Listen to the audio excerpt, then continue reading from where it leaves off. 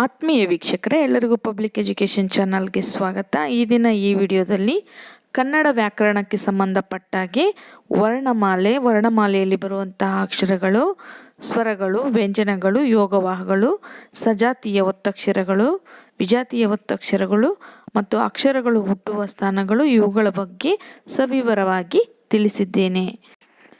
ಈ ವಿಡಿಯೋದಲ್ಲಿ ತಿಳಿಸಿರುವಂಥ ಮಾಹಿತಿ ಎಲ್ಲ ಸ್ಪರ್ಧಾತ್ಮಕ ಪರೀಕ್ಷೆಗಳಿಗೂ ಸಹ ಉಪಯುಕ್ತವಾಗುತ್ತದೆ. SDA, FDA, ಕರ್ನಾಟಕ TET ಪರೀಕ್ಷೆ ಮತ್ತು PSI ಪರೀಕ್ಷೆ, PDO ಪರೀಕ್ಷೆ ಮೊದಲಾದ ಎಲ್ಲ ಪರೀಕ್ಷೆಗಳಿಗೂ ಸಾಮಾನ್ಯ ಕನ್ನಡ ಪ್ರಶ್ನೆ ಪತ್ರಿಕೆಯಲ್ಲಿ ಕೇಳಬಹುದಾದಂತಹ ಅಂಶಗಳ ಬಗ್ಗೆ ಈ ವಿಡಿಯೋದಲ್ಲಿ ತಿಳಿಸಿದ್ದೇನೆ. ಬನ್ನಿ ಈಗ ವಿಷಯವನ್ನು ತಿಳಿದುಕೊಳ್ಳೋಣ. ಈಗ ನಾವು ಕನ್ನಡದ ವರ್ಣಮಾಲೆಯ ಬಗ್ಗೆ ವಿವರವಾಗಿ ತಿಳಿದುಕೊಳ್ಳೋಣ. ಕನ್ನಡ ವರ್ಣಮಾಲೆಯಲ್ಲಿ ಒಟ್ಟು ಅಕ್ಷರಗಳ ಸಂಖ್ಯೆ 49. ಈ 49 ಅಕ್ಷರಗಳನ್ನು ಮತ್ತೆ 3 ವಿಭಾಗಗಳನ್ನಾಗಿ ಮಾಡಲಾಗಿದೆ. ಅವುಗಳಲ್ಲಿ ಸ್ವರಗಳು, ವ್ಯಂಜನಗಳು ಮತ್ತು ಯೋಗವಾಹಗಳು. ಈಗ ಸ್ವರಗಳು ಎಷ್ಟಿದೆ ಅಂತ ನೋಡೋಣ. ಒಟ್ಟು ಸ್ವರಗಳ ಸಂಖ್ಯೆ 13, ಒಟ್ಟು ವ್ಯಂಜನಗಳ ಸಂಖ್ಯೆ 34, ಒಟ್ಟು ಯೋಗವಾಹಗಳ ಸಂಖ್ಯೆ 2. ಈಗ ಸ್ವರಗಳ ಬಗ್ಗೆ ತಿಳ್ಕೊಳ್ಳೋಣ. ಒಟ್ಟು ಸ್ವರಗಳ ಸಂಖ್ಯೆ 13. ಈ ಸ್ವರಗಳಲ್ಲಿ 2 ವಿಧ ಇದೆ. ಒಂದು ಹ್ರಸ್ವ ಸ್ವರ, ಇನ್ನೊಂದು ದೀರ್ಘ ಸ್ವರ. ಹ್ರಸ್ವ ಸ್ವರದಲ್ಲಿ 6 ಸ್ವರಾಕ್ಷರಗಳು ಬರುತ್ತೆ. ದೀರ್ಘ ಸ್ವರದಲ್ಲಿ 7 ದೀರ್ಘ ಸ್ವರಾಕ್ಷರಗಳು ಬರುತ್ತವೆ. ಹ್ರಸ್ವ ಸ್ವರಗಳು ಯಾವ್ಯಾವು ಅಂತ ನೋಡೋಣ.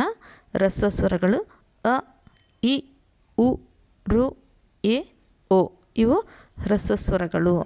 ದೀರ್ಘ ಸ್ವರಗಳು ಯಾವುವು 7 ಅಕ್ಷರಗಳು ಅಂತ ನೋಡೋಣ.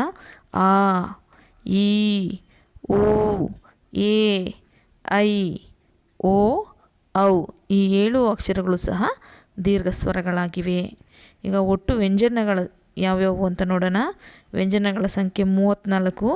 ವ್ಯಂಜನಗಳಲ್ಲಿ ಸಹ 2 ವಿಧಗಳಿವೆ. ಒಂದು ವರ್ಗೀಯ ವ್ಯಂಜನ, ಇನ್ನೊಂದು ಅವರ್ಗೀಯ ವ್ಯಂಜನ. ವರ್ಗ ಅಂದ್ರೆ ಗೊತ್ತಾಗುತ್ತೆ, ಅರ್ಥ ಗುಂಪು ಅಂತ. ಈ ವರ್ಗೀಯ ವ್ಯಂಜನಗಳಲ್ಲಿ ಒಟ್ಟು 25 ಅಕ್ಷರಗಳು ಬರುತ್ತೆ. ಅವರ್ಗೀಯ ವ್ಯಂಜನಗಳಲ್ಲಿ ಒಟ್ಟು 9 ಅಕ್ಷರಗಳು ಬರುತ್ತೆ. ವರ್ಗೀಯ ವ್ಯಂಜನಗಳಲ್ಲಿ 5 ವರ್ಗಗಳಿರುತ್ತವೆ. ಒಂದು ವರ್ಗದಲ್ಲಿ 5 ಅಕ್ಷರಗಳಿರುತ್ತವೆ. ಅವುಗಳು ಆ 5 ವರ್ಗಗಳು ಯಾವುವೆಂದರೆ ಕವರ್ಗ, ಚವರ್ಗ, ಟವರ್ಗ, ತವರ್ಗ ಮತ್ತು ಪವರ್ಗ. ಕವರ್ಗ ಅಂದರೆ ಕಕ್ಕ ಗಗ್ಗನ, ಚವರ್ಗ ಅಂದರೆ ಚಚ್ಚ ಜಜ್ಜನ, ಟವರ್ಗ ಅಂದರೆ ಟಟ್ಟ ಡಡ್ಡನ, ತವರ್ಗ ಅಂದರೆ ತತ್ತ ದದ್ದನ, ಪವರ್ಗ ಅಂದರೆ ಪಪ್ಪ ಬಬ್ಬಮ. ಇವಿಷ್ಟು ವರ್ಗೀಯ ವ್ಯಂಜನಗಳು, 25 ಅಕ್ಷರಗಳು. ಈ ವರ್ಗೀಯ ವ್ಯಂಜನಗಳಲ್ಲಿ ಪುನಃ 3 ವಿಭಾಗಗಳನ್ನಾಗಿ ಮಾಡಲಾಗಿದೆ. ಅವು ಯಾವುವೆಂದರೆ ಅಲ್ಪ ಪ್ರಾಣಾಕ್ಷರಗಳು, ಮಹಾಪ್ರಾಣಾಕ್ಷರಗಳು ಮತ್ತು ಅನುನಾಸಿಕಗಳು. ಅಲ್ಪ ಪ್ರಾಣಾಕ್ಷರಗಳು ಯಾವುವೆಂದರೆ ವರ್ಗೀಯ ವ್ಯಂಜನಗಳ ಸಾಲಿನಲ್ಲಿ ಬರುವಂತಹ ಮೊದಲನೇ ಅಕ್ಷರ ಮತ್ತು 3ನೇ ಅಕ್ಷರಗಳು ಅಲ್ಪ ಪ್ರಾಣಾಕ್ಷರಗಳಾಗಿರುತ್ತವೆ. ವರ್ಗೀಯ ವ್ಯಂಜನಗಳ ವರ್ಗದ ಸಾಲಿನಲ್ಲಿ ಬರುವಂತಹ 2ನೇ ಅಕ್ಷರ ಮತ್ತು 4ನೇ ಅಕ್ಷರಗಳು ಮಹಾಪ್ರಾಣಾಕ್ಷರಗಳಾಗಿರುತ್ತವೆ. ಮತ್ತು ಕೊನೆಯಲ್ಲಿ ಬರುವಂಥ ಅಕ್ಷರಗಳು ಅನುನಾಸಿಕ ಅಕ್ಷರಗಳು ಇರುತ್ತವೆ. ಒಟ್ಟು ಅನುನಾಸಿಕಗಳ ಸಂಖ್ಯೆ 5. ಅಲ್ಪ ಪ್ರಾಣಾಕ್ಷರಗಳ ಸಂಖ್ಯೆ 10, ಮಹಾಪ್ರಾಣಾಕ್ಷರಗಳ ಸಂಖ್ಯೆ 10, ಅನುನಾಸಿಕಗಳ ಸಂಖ್ಯೆ 5. ಈ ವರ್ಣಮಾಲೆಗೆ ಸಂಬಂಧಪಟ್ಟ ಹಾಗೆ ನಿಮ್ಗೆ ಯಾವುದೇ ರೀತಿಯಾಗಿ ನ್ಯೂ ಟೈಪ್ ಕ್ವಶನ್ಸ್ ಕೇಳಿದ್ರೂ, 1 ಅಂಕದ ಪ್ರಶ್ನೆಗಳಿಗೆ ಕೇಳಿ ಅಥವಾ MCQs ಕೇಳಿದ್ರೂ ನೀವು ಇವೆಲ್ಲ ಸ್ಪಷ್ಟವಾಗಿ ತಿಳ್ಕೊಂಡಿದ್ದಾಗ ಮಾತ್ರ ನೀವು ಉತ್ತರವನ್ನು ಬರೀಲಿಕ್ಕೆ ಸಾಧ್ಯ ಆಗುತ್ತೆ. ನೋಡಿ, ಅಲ್ಪ ಪ್ರಾಣಾಕ್ಷರಗಳು ಯಾವುವು ಅಂದರೆ ಕ, ಗ, ಚ, ಜ, ಟ, ಡ, ಥ, ದ, ಪ, ಬ ಇವು ಅಲ್ಪ ಪ್ರಾಣಾಕ್ಷರಗಳು. ಪ್ರಾಣಾಕ್ಷರಗಳು ಯಾವುವೆಂದರೆ ಖ, ಘ, ಛ, ಝ, ಠ, ಢ, ಥ, ಧ, ಫ, ಭ ಇವು ಮಹಾಪ್ರಾಣಾಕ್ಷರಗಳು. ಇದಕ್ಕೆ ಹೆಚ್ಚಿನ ಒತ್ತನ್ನು ಕೊಡಬೇಕು ಉಚ್ಚಾರ ಮಾಡುವಾಗ. ನೆಕ್ಸ್ಟ್ ಅನುನಾಸಿಕಗಳು. ಅನುನಾಸಿಕಗಳು ಅಂದರೆ ಮೂಗಿನ ಸಹಾಯದಿಂದ ಉಚ್ಚಾರ ಮಾಡುವಂಥದ್ದು. ಞ, ಞ, ಣ, ನ, ಮ ಇವು ಅನುನಾಸಿಕಗಳು. ಈಗ ಅವರ್ಗೀಯ ವ್ಯಂಜನಗಳ ಬಗ್ಗೆ ತಿಳಿದುಕೊಳ್ಳೋಣ. ಅವರ್ಗೀಯ ವ್ಯಂಜನಗಳ ಸಂಖ್ಯೆ 9. ಯ, ರ, ಲ, ವ, ಶ, ಶ, ಸ, ಹ ಳ ಇವಿಷ್ಟು ಸಹ ಅವರ್ಗೀಯ ವ್ಯಂಜನಗಳಾಗಿವೆ. ಯೋಗವಾಹಗಳ ಬಗ್ಗೆ ತಿಳ್ಕೊಳ್ಳೋಣ. ವರ್ಣಮಾಲೆಯಲ್ಲಿ ಇರುವಂಥ ಒಟ್ಟು ಯೋಗವಾಹಗಳ ಸಂಖ್ಯೆ 2. ಅದರಲ್ಲಿ 2 ವಿಭಾಗಗಳಿವೆ. ಒಂದು ಅನುಸ್ವಾರ, ಇನ್ನೊಂದು ವಿಸರ್ಗ. ಅನುಸ್ವಾರ ಅಂದರೆ ನೋಡಿ ಇಲ್ಲಿ ಕಾಣ್ತಾ ಇದ್ದಲ್ಲಿ ಇದು ಅನುಸ್ವಾರ, ಇದು ವಿಸರ್ಗ. ಇವು ಯಾವ ಅಕ್ಷರಗಳು ಬರುತ್ತೆ ಅಂತ ಗಮನಿಸಿ ನೋಡೋಣ. ಕಾಗುಣಿತಾಕ್ಷರಗಳ ಸಾಲಿನಲ್ಲಿ ಕೊನೆಯಲ್ಲಿ ಬರುತ್ತೆ. ಕಾಗೆ 1 0 ಕೊಟ್ಟರೆ ಕಂ, ಕಾಗೆ 2 0 ಕೊಟ್ಟರೆ ಕಹ, ಗಾಗೆ 1 0 ಕೊಟ್ಟರೆ ಗಮ್, ಗಾಗೆ 2 0 ಕೊಟ್ಟರೆ ಗಹ. ಈ ರೀತಿಯಾಗಿ ನಾವು ಓದ್ತೀವಲ್ವ ಕಾಗುಣಿತಾಕ್ಷರಗಳಲ್ಲಿ. ಇವುಗಳು ಯೋಗವಾಹಗಳು. ಇವಿಷ್ಟು ವರ್ಣಮಾಲೆಯಲ್ಲಿರುವಂಥ ಅಕ್ಷರಗಳ ಬಗ್ಗೆ ಮಾಹಿತಿಯಾಗಿದೆ. ಈಗ ಸ್ವರಗಳ ಬಗ್ಗೆ ತಿಳಿದುಕೊಳ್ಳೋಣ. ಸ್ವರ ಎಂದರೇನು? ಇದರ ಅರ್ಥ ಸ್ವತಂತ್ರವಾಗಿ ಉಚ್ಚಾರ ಮಾಡಲಾಗುವ ಅಕ್ಷರಗಳನ್ನು ಸ್ವರಗಳೆಂದು ಕರೆಯುತ್ತೇವೆ. ಉದಾಹರಣೆ ಅ ಆ ಇ ಈ ಉ ಊ ಋ ಎ ಎ ಐ ಒ ಓ ಅವು ಒಟ್ಟು 13 ಸ್ವರಾಕ್ಷರಗಳಿವೆ. ಸ್ವರದ ಪ್ರಕಾರಗಳು. ಸ್ವರದಲ್ಲಿ 3 ವಿಧ: ಹ್ರಸ್ವಸ್ವರ, ದೀರ್ಘಸ್ವರ ಮತ್ತು ಪ್ಲುತಸ್ವರ. ಹ್ರಸ್ವಸ್ವರದ ಅರ್ಥ ಒಂದು ಮಾತ್ರೆಯ ಕಾಲದಲ್ಲಿ ಉಚ್ಚರಿಸುವ ಸ್ವರಗಳಿಗೆ ಹ್ರಸ್ವಸ್ವರ ಎಂದು ಕರೆಯುತ್ತೇವೆ. ಉದಾಹರಣೆಗೆ ಅ ಇ ಉ ಋ ಎ ಓ ಒಟ್ಟು 6 ಹ್ರಸ್ವಸ್ವರಗಳಿವೆ. ನೆಕ್ಸ್ಟ್ ದೀರ್ಘಸ್ವರ ಎಂದರೇನು? 2 ಮಾತ್ರೆಗಳ ಕಾಲದಲ್ಲಿ ಉಚ್ಚರಿಸಲ್ಪಡುವ ಸ್ವರಗಳನ್ನು ದೀರ್ಘಸ್ವರ ಎನ್ನುತ್ತಾರೆ. ಉದಾಹರಣೆಗೆ ಆ ಈ ಉ ಎ ಐ ಓ ಔ ಒಟ್ಟು 7 ದೀರ್ಘಸ್ವರಗಳಿವೆ. ನೆಕ್ಸ್ಟ್ 3ನೇದು ಪ್ಲುತಸ್ವರ.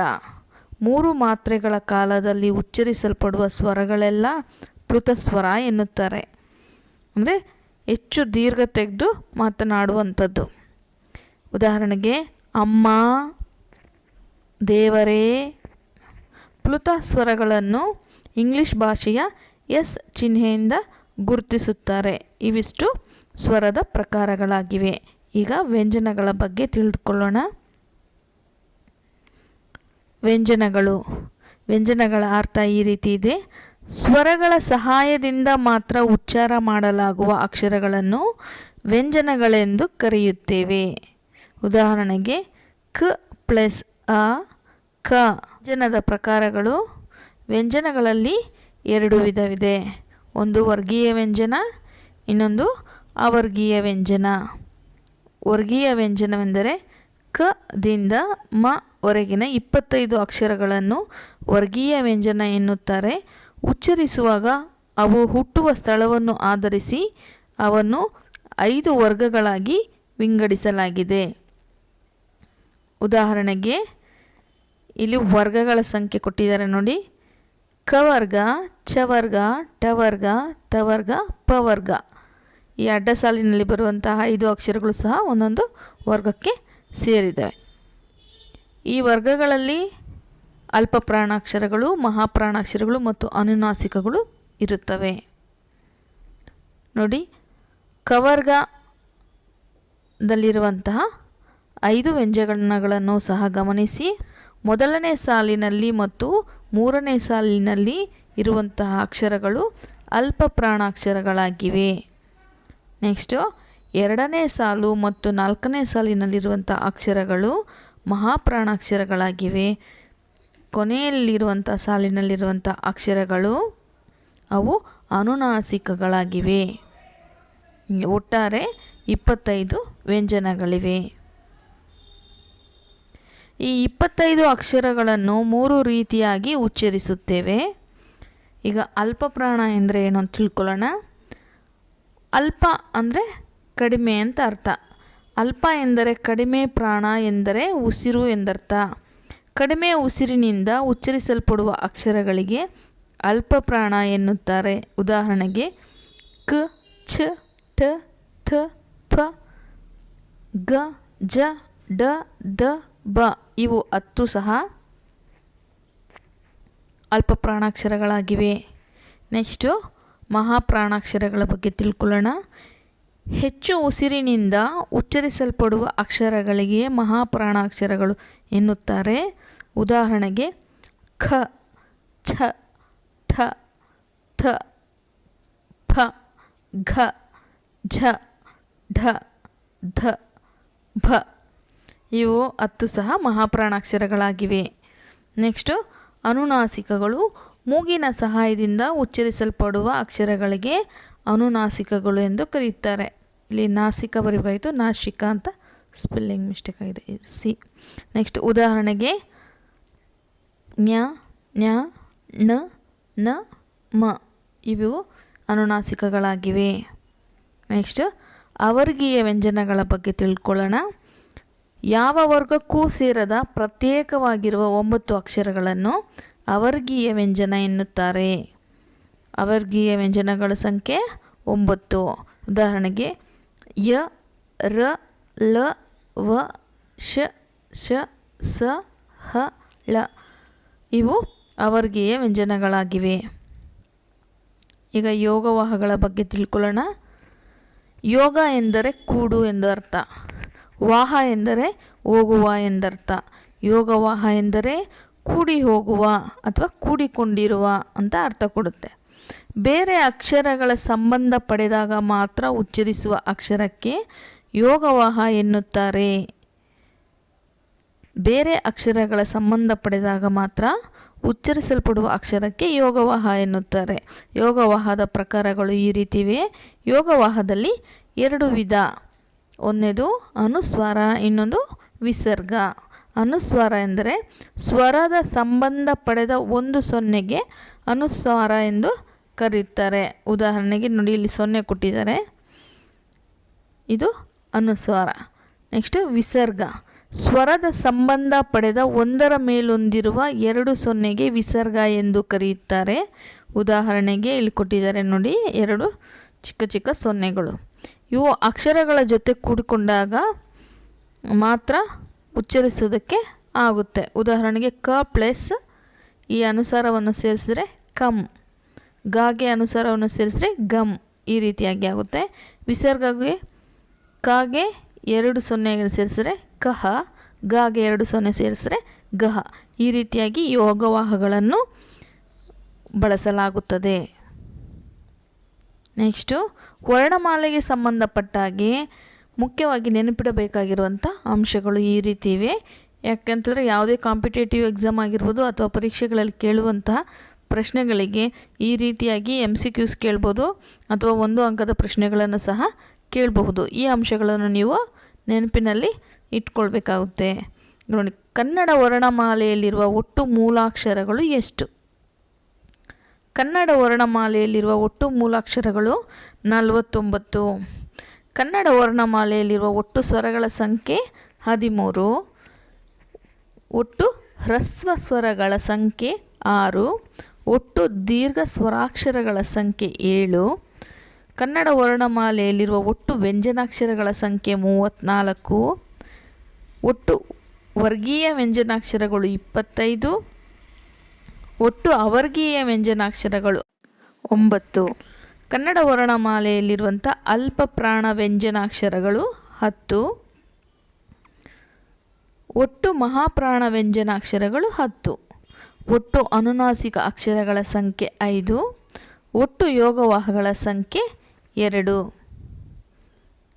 ಅನುಸ್ವಾರ 1, ವಿಸರ್ಗ 1. ಇವಿಷ್ಟು ವರ್ಣಮಾಲೆಗೆ ಸಂಬಂಧಪಟ್ಟ ಹಾಗೆ ನೀವು ನೆನಪಿಡಬೇಕಾದಂಥ ಅಂಶಗಳು. ನೆಕ್ಸ್ಟು ಅಕ್ಷರಗಳು ಹುಟ್ಟುವ ಸ್ಥಾನಗಳ ಬಗ್ಗೆ ತಿಳಿದುಕೊಳ್ಳೋಣ.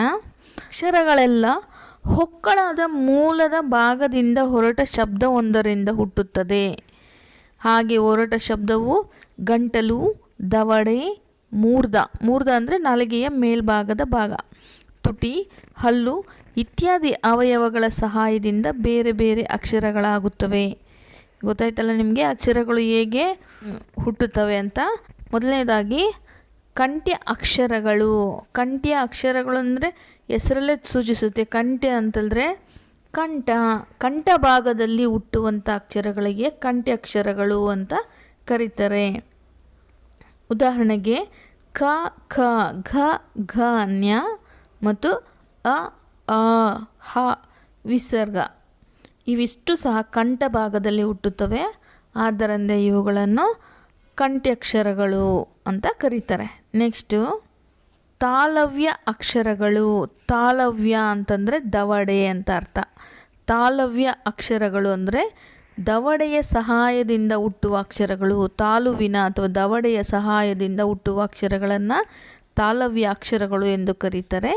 ಉದಾಹರಣೆಗೆ ಛ, ಛ, ಝ, ಝ, ನ್ಯ, ಇ, ಈ, ಯ, ಶ ಇವು ದವಡೆಯ ಸಹಾಯದಿಂದ ಹುಟ್ಟುವಂಥ ಅಕ್ಷರಗಳಾಗಿವೆ. ಮೂರನೇದಾಗಿ ಮೂರ್ಧನ್ಯ ಅಕ್ಷರಗಳು. ಮೂರ್ಧನ್ಯ ಅಂತೇಳಿದ್ರೆ ನಾಲಿಗೆಯ ಮೇಲ್ಭಾಗದ ಭಾಗ ಅಂತ ಅರ್ಥ. ಮೂರ್ಧ ಭಾಗದಲ್ಲಿ ಅಂದರೆ ನಾಲಿಗೆ ಹಿಂದೆ ಚಾಚಿ ಬಾಯಿಯ ಮೇಲ್ಭಾಗವನ್ನು ಸ್ಪರ್ಶಿಸಿದಾಗ ಉಚ್ಚರಗೊಳ್ಳುವ ಅಕ್ಷರಗಳೇ ಮೂರ್ಧನ್ಯ ಅಕ್ಷರಗಳು. ಉದಾಹರಣೆಗೆ ಟ, ಠ, ಡ, ಡ, ಣ ಮತ್ತು ರು, ರ, ಶ. ನೆಕ್ಸ್ಟ್ ದಂತ್ಯ ಅಕ್ಷರಗಳು. ದಂತ್ಯ ಅಂದರೆ ಏನು? ದಂತ ಅಂದರೆ ಹಲ್ಲುಗಳು. ಹಲ್ಲುಗಳ ಬಳಿ ಹುಟ್ಟುತ್ತವೆ ಈ ಅಕ್ಷರಗಳು. ಹಲ್ಲುಗಳು ದಂತ್ಯಾಕ್ಷರಗಳು. ತ, ಥ, ದ, ಧ, ನ ಮತ್ತು ಲ, ಸ ಈ ಅಕ್ಷರಗಳನ್ನು ದಂತ್ಯಾಕ್ಷರಗಳು ಎಂದು ಕರೆಯುತ್ತಾರೆ. ನೆಕ್ಸ್ಟು 5ನೇ ಪ್ರಕಾರದ ಅಕ್ಷರಗಳು ಓಷ್ಟ್ಯ ಅಕ್ಷರಗಳು. ಓಷ್ಟ್ಯ ಅಂದರೆ ತುಟಿ ಅಂತ ಅರ್ಥ. ತುಟಿಗಳ ಸಹಾಯದಿಂದ ಹುಟ್ಟುವ ಅಕ್ಷರಗಳನ್ನು ಓಷ್ಟ್ಯಾಕ್ಷರಗಳು ಎಂದು ಕರೆಯುತ್ತಾರೆ. ಉದಾಹರಣೆಗೆ ಪ, ಫ, ಬ, ಬ, ಮ ಮತ್ತು ಉ, ಉ ಇವಿಷ್ಟು ಸಹ ಓಷ್ಟ್ಯಾಕ್ಷರಗಳಾಗಿವೆ. ನೆಕ್ಸ್ಟ್ 6ನೇದು ಅನುನಾಸಿಕಗಳು. ನಾಸಿಕ ಅಂದರೆ ಮೂಗು ಅಂತ ಅರ್ಥ. ನಾಸಿಕದ ಸಹಾಯದಿಂದ ಹುಟ್ಟುವ ಅಕ್ಷರಗಳೇ ಅನುನಾಸಿಕಗಳು. ಉದಾಹರಣೆಗೆ ನ್ಯ, ನ್ಯ, ಣ, ನ, ಮ. ನೆಕ್ಸ್ಟ್ ಕಂಠತಾಲು. ಕಂಠತಾಲು ಅಕ್ಷರಗಳು ಅಥವಾ ಕಂಠತಾಲವ್ಯಗಳು ಅಂತ ಸಹ ಕರೀತಾರೆ. ಕಂಠ ಮತ್ತು ತಾಲು, ಕಂಠ ಮತ್ತು ದವಡೆಯ ಸಹಾಯದಿಂದ ಹುಟ್ಟುವ ಅಕ್ಷರಗಳಿಗೆ ಕಂಠತಾಲವ್ಯಗಳು ಅಂತ ಕರೀತಾರೆ. ಉದಾಹರಣೆಗೆ ಎ, ಎ, ಐ ಈ ಅಕ್ಷರಗಳನ್ನು ಕಂಠತಾಲವ್ಯಗಳು ಅಂತ ಕರೀತಾರೆ.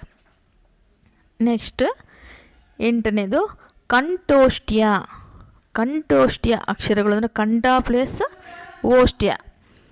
ಕಂಠ ಮತ್ತು ತುಟಿ ಇವೆರಡರ ಸಹಾಯದಿಂದ ಉಚ್ಚರಿಸಲ್ಪಡುವ ಅಕ್ಷರಗಳು. ಉದಾಹರಣೆಗೆ ಓ, ಓ, ಔ ಇವು ಕಂಠೋಷ್ಟ್ಯಗಳು. ನೆಕ್ಸ್ಟ್ 9ನೇದು ದಂತ್ಯೋಷ್ಠ ಅಕ್ಷರಗಳು. ದಂತ ಅಂದರೆ ಹಲ್ಲುಗಳು, ಓಷ್ಟ್ಯ ಅಂದರೆ ತುಟಿ. ಹಲ್ಲು ಮತ್ತು ತುಟಿಗಳ ಸಹಾಯದಿಂದ ಉಚ್ಚರಿಸಲ್ಪಡುವ ಅಕ್ಷರಗಳು ದಂತ್ಯೋಷ್ಠ ಅಕ್ಷರಗಳು. ಉದಾಹರಣೆಗೆ ವ. ನಂತರ ಕಂಠನಾಸಿಕ ಅಕ್ಷರಗಳು. ಕಂಠ ಮತ್ತು ನಾಸಿಕ ಅಂದರೆ ಕಂಠ ಮತ್ತು ಮೂಗು ಇವುಗಳ ಸಹಾಯದಿಂದ ಉಚ್ಚರಿಸಲ್ಪಡುವ ಅಕ್ಷರಗಳಿಗೆ ಕಂಠನಾಸಿಕಗಳು ಅಂತ ಕರೀತಾರೆ. ಉದಾಹರಣೆಗೆ ಅನುಸ್ವಾರ. ಇವಿಷ್ಟು ಸಹ ಅಕ್ಷರಗಳು ಹುಟ್ಟುವ ಸ್ಥಾನಗಳಾಗಿವೆ. ಇದಕ್ಕೆ ಸಂಬಂಧಪಟ್ಟಾಗೆ ಸಹ ಸ್ಪರ್ಧಾತ್ಮಕ ಪರೀಕ್ಷೆಗಳಲ್ಲಿ ಪ್ರಶ್ನೆಗಳನ್ನು ಕೇಳ್ತಾರೆ. ನೆಕ್ಸ್ಟ್ ಈಗ ಗುಣಿತಾಕ್ಷರಗಳ ಬಗ್ಗೆ ತಿಳಿದುಕೊಳ್ಳೋಣ. ಅರ್ಥ: ವ್ಯಂಜನಕ್ಕೆ ಸ್ವರ ಸೇರಿದಾಗ ಆಗುವ ಅಕ್ಷರಕ್ಕೆ ಗುಣಿತಾಕ್ಷರ ಅಂತ ಕರೀತಾರೆ. ಕಾಗುಣಿತ, ಗುಣಿತಾಕ್ಷರ ಈ ಥರ ಕರೀತಾರೆ. ಮಗ್ಗಿ ಬುಕ್ಕಲ್ಲಿ ನೀವು ನೋಡಿರ್ಬೋದು, ಕಾಯಿಂದಳ ಅವ್ರಿಗೂ ಕಾಗುಣಿತವನ್ನು. ಅದು ಸ್ವರ ಮತ್ತು ವ್ಯಂಜನಗಳು ಸೇರಿ ಉಂಟಾಗಿರುವ ಅಕ್ಷರಗಳೇ ಕಾಗುಣಿತಾಕ್ಷರಗಳು. ಇಲ್ಲಿ ನೋಡಿ, ಕ ಅನ್ನೋದು ವ್ಯಂಜನ, ಅ ಅನ್ನೋದು ಸ್ವರ, ಕ ಪ್ಲಸ್ ಆ ಏನಾಗುತ್ತೆ ಕ ಆಗುತ್ತೆ. ಇದು ಗುಣಿತಾಕ್ಷರ. ಕ ಪ್ಲಸ್ ಆ ಖಾ, ಕ ಪ್ಲಸ್ ಈ ಕೀ, ಕ ಪ್ಲಸ್ ಈ ಕೀ. ಈ ರೀತಿಯಾಗಿ ಗುಣಿತಾಕ್ಷರಗಳು ರಚನೆಯಾಗುತ್ತವೆ. ನೆಕ್ಸ್ಟ್ ಈಗ ಸಂಯುಕ್ತಾಕ್ಷರಗಳ ಬಗ್ಗೆ ತಿಳಿದುಕೊಳ್ಳೋಣ. ಸಂಯುಕ್ತಾಕ್ಷರಗಳಿಗೆ ದ್ವಿತ್ವಾಕ್ಷರಗಳಂತನೂ ಕರೀತಾರೆ ಅಥವಾ ಒತ್ತಕ್ಷರಗಳು ಅಂತಲೂ ಕರೀತಾರೆ. ಇದಕ್ಕೆ ಸಂಬಂಧಪಟ್ಟಾಗೆ ಯಾವ ಪ್ರಶ್ನೆ ಕೇಳಿದ್ರೂ ನೀವು ಅರ್ಥ ಮಾಡ್ಕೋಬೇಕು. ಸಂಯುಕ್ತಾಕ್ಷರ ಅಂದ್ರೂ ಒಂದೇ, ದ್ವಿತ್ವಾಕ್ಷರ ಅಂದ್ರೂ ಒಂದೇ, ಒತ್ತಕ್ಷರ ಅಂದ್ರೂ ಒಂದೇ. ಇವಾಗ ಇದರ ಅರ್ಥ ತಿಳ್ಕೊಳ್ಳೋಣ. ಎರಡು ಅಥವಾ ಎರಡಕ್ಕಿಂತ ಹೆಚ್ಚು ವ್ಯಂಜನಗಳಿಗೆ ಒಂದು ಸ್ವರ ಸೇರಿ ಆಗುವ ಅಕ್ಷರಕ್ಕೆ ಸಂಯುಕ್ತಾಕ್ಷರ ಅಥವಾ ಒತ್ತಕ್ಷರ ಎಂದು ಕರೆಯುತ್ತೇವೆ. ಈ ಸಂಯುಕ್ತಾಕ್ಷರಗಳಲ್ಲಿ ಎಷ್ಟು ವಿಧ ಇದೆ ಅಂದರೆ ಅಕ್ಷರದಲ್ಲಿ 2 ವಿಧಗಳಿವೆ. ಒಂದನೇದು ಸಜಾತಿಯ ಸಂಯುಕ್ತಾಕ್ಷರ, ಇನ್ನೊಂದು ವಿಜಾತಿಯ ಸಂಯುಕ್ತಾಕ್ಷರ. ಏನು ಸಜಾತಿಯ ಸಂಯುಕ್ತಾಕ್ಷರ ಅಂದರೆ, ಸಜಾತಿ ಅಂದಿದ ತಕ್ಷಣ ಆ ಪದದಲ್ಲೇ ಅರ್ಥ ಆಗುತ್ತೆ. ಸಜಾತಿ ಅಂದರೆ ಒಂದೇ ರೀತಿಯ ಜಾತಿ ಅಂತ. ಒಂದು ವ್ಯಂಜನಕ್ಕೆ ಅದೇ ಜಾತಿಯ ವ್ಯಂಜನ ಸೇರಿದರೆ ಸಜಾತಿಯ ಸಂಯುಕ್ತಾಕ್ಷರ ಎನ್ನುತ್ತಾರೆ. ಉದಾಹರಣೆಗೆ ಗಮನಿಸಿಲಿ, ಅಪ್ಪ. ಅಪ್ಪ ಅನ್ನುವಂಥ ಪದದಲ್ಲಿ ಪಾಗೆ ಪಾವತ್ತು ಇದೆ. ಪ ಪ್ಲಸ್ ಪ ಪ್ಲಸ್ ಅ ಅದೇನಾಗುತ್ತೆ ಫ. ಕ ಪ್ಲಸ್ ಕ ಪ್ಲಸ್ ಅ ಕ. ಕಾಗೆ ಕಾವತ್ತು ಆಗಿದೆ, ಪಾಗೆ ಪಾವತ್ತು ಆಗಿದೆ. ಅದೇ ಅಪ್ಪ ಅಕ್ಕ ಅಂದರೆ ಇವು ಸಜಾತಿ ಒತ್ತಕ್ಷರದ ಪದಗಳಾಗಿವೆ. ನೆಕ್ಸ್ಟು ವಿಜಾತಿಯ ಸಂಯುಕ್ತಾಕ್ಷರಗಳ ಬಗ್ಗೆ ತಿಳ್ಕೊಳ್ಳೋಣ. ಒಂದು ವ್ಯಂಜನಕ್ಕೆ ಬೇರೆ ಜಾತಿಯ ಒಂದು ಅಥವಾ ಒಂದಕ್ಕಿಂತ ಹೆಚ್ಚು ವ್ಯಂಜನ ಸೇರಿದರೆ ವಿಜಾತಿಯ ಸಂಯುಕ್ತಾಕ್ಷರ ಎನ್ನುತ್ತೇವೆ. ಉದಾಹರಣೆಗೆ ಇಲ್ಲಿ ಪದ ಕೊಟ್ಟಿದ್ದಾರೆ ನೋಡಿ, ಉಷ್ಣ. ಶಾಗೆ ಶಾವತ್ತು ಕೊಟ್ಟಿಲ್ಲ, ಶಾಗೆ ನಾವತ್ತು ಕೊಟ್ಟಿದ್ದಾರೆ. ಅಂದರೆ ಶ ಪ್ಲಸ್ ಣ ಪ್ಲಸ್ ಅ ಶ್ನ. ನೆಕ್ಸ್ಟ್ ಅಸ್ತ್ರ. ಇಲ್ಲಿ ಸ್ತ್ರ ಅನ್ನೋದಕ್ಕೆ ನೋಡಿ 2 ಒತ್ತಕ್ಷರಗಳನ್ನು ಕೊಟ್ಟಿದ್ದಾರೆ. ಸ ಪ್ಲಸ್ ತ ಪ್ಲಸ್ ರ ಪ್ಲಸ್ ಅ ಸ್ತ್ರ. ಇಲ್ಲಿ ಕೊಟ್ಟಿರುವ ವಿವರಣೆಯನ್ನು ಗಮನಿಸಿ. ಒಂದು ವ್ಯಂಜನಾಕ್ಷರಕ್ಕೆ ಬೇರೆ ಜಾತಿಯ ಒಂದು ಅಥವಾ ಒಂದಕ್ಕಿಂತ ಹೆಚ್ಚು ವ್ಯಂಜನಗಳು ಸೇರಿದರೆ ಅದು ವಿಜಾತಿಯ ಸಂಯುಕ್ತಾಕ್ಷರ ಆಗುತ್ತೆ. ಇದು ಅವುಗಳಿಗೆ ಉದಾಹರಣೆ ಆಗುತ್ತದೆ. ಈ ವಿಡಿಯೋದಲ್ಲಿ ತಿಳಿಸಿರುವ ಮಾಹಿತಿ ನಿಮಗೆ ಉಪಯುಕ್ತವಾಗಿದೆ ಎಂದು ನಾನು ಭಾವಿಸುತ್ತೇನೆ. ಇದೇ ರೀತಿಯ ಉಪಯುಕ್ತ ವಿಡಿಯೋಗಳಿಗಾಗಿ ಪಬ್ಲಿಕ್ ಎಜುಕೇಷನ್ ಚಾನಲನ್ನು ವೀಕ್ಷಿಸಿ. ಧನ್ಯವಾದಗಳು.